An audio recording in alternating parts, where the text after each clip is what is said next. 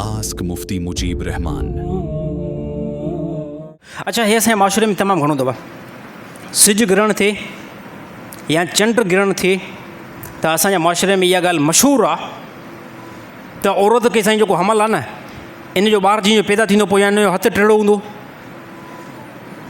या इन जी ॿांह जेको आहे हीअं फिरियल हूंदी या ॿारु जेको आहे माज़र सां बेवकूफ़ जेको आहे पैदा थींदो। इहो अक़ीदो कीअं आहे? हे बिल्कुलु शिरकी अक़ीदो आहे।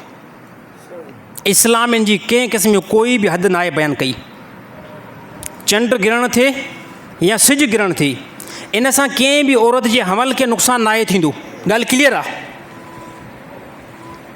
बिल्कुलु। इहो ज़हन मां इहा हवा कढी छॾियो, इहा परेशानी कढी छॾियो। चंड ग्रहण या सिज ग्रहण सां कंहिं बि औरत जे हमल खे कोई बि नुक़सानु न आहे पहुचंदो या कंहिं क़िस्म जो कोई बि मुसीबत न आहे ईंदी या कंहिंजी मौत जे लाइ चंड ग्रहण न आहे थींदो या सिज ग्रहण न आहे थींदो। हे बसि अल्लाह ताला जो हिकिड़ो निज़ाम आहे। हे अल्लाह ताला जो निज़ाम आहे।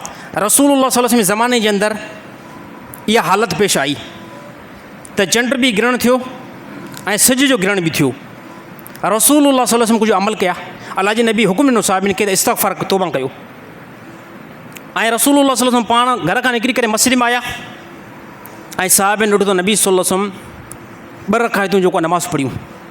ऐं इन खां बाद में उम्मत खे बि हुकुम ॾिनऊं त जॾहिं बि सिज ग्रहण थिए, चंड ग्रहण थिए, बसि जेको आहे तव्हां अल्लाह ताला जी तरफ़ तौबा इस्तग़फ़ार कंदा कयो। बाक़ी रही ॻाल्हि कंहिं बि औरत जे हमल खे नुक़सानु न आहे थींदो, हे असांजी बेवकूफ़ी आहे मुस्लमाननि जी। त असांजे पासे में जेको आहे टिप्पणी करे वियो या सिरानी का औरत छुरी रखे करे वेह, हे शिरकी अक़ीदो आहे।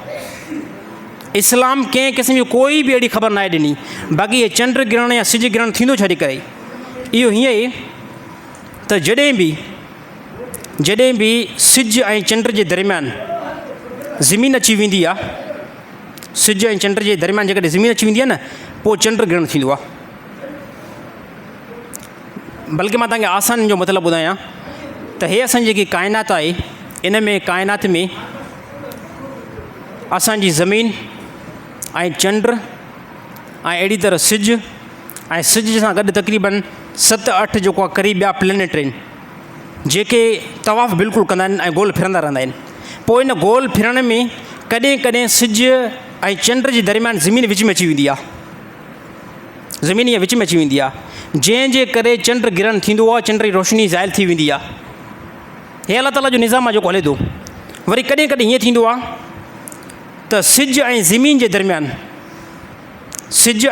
दरमियान विच में चंड अची वेंदो आहे त पोइ सिज ग्रहण थींदो आहे, जंहिंजे करे असांजे सिज जी रोशनी बेनूर थी वेंदी आहे।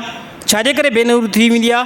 उनजे विच में चंड अची वेंदो आहे त चंड आॾो अचण जे करे सिज जी पूरी रोशनी जेको आहे उहो ज़ाइल थी वेंदी आहे। बाक़ी इन जे थियण सां कोई बि सर नुक़सानु न आहे थींदो।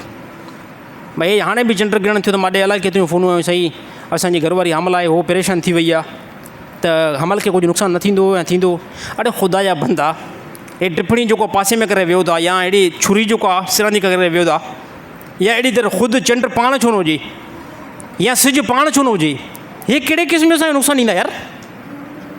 हे त अक़ीदो रसूलुल्लाह सल्लल्लाहु अलैहि वसल्लम ज़माने खां पहिरियां मुशरिकनि जो अक़ीदो हुयो यार। इहो मुस्लमान इहा ॻाल्हि करे त मुंहिंजो अकेले अलाह ते ईमान आहे, मुंहिंजे मथां मौत बि अलाह जारी कंदो, नफ़ो बि हुनजे हथ में आहे, नुक़सानु बि हुनजे हथ में आहे। वरी बाद में इहा ॻाल्हि करे चंड ग्रहण थियो आहे, माई जो अमल ख़राबु थींदो, त पोइ अक़ीदो तुंहिंजो कहिड़ो हुयो यार? हे अक़ीदो तुंहिंजो मुस्लमान वारो त न आहे। पोइ त कंहिं बि मुस्लमान जो इहो ज़हन आहे, अक़ीदो आहे।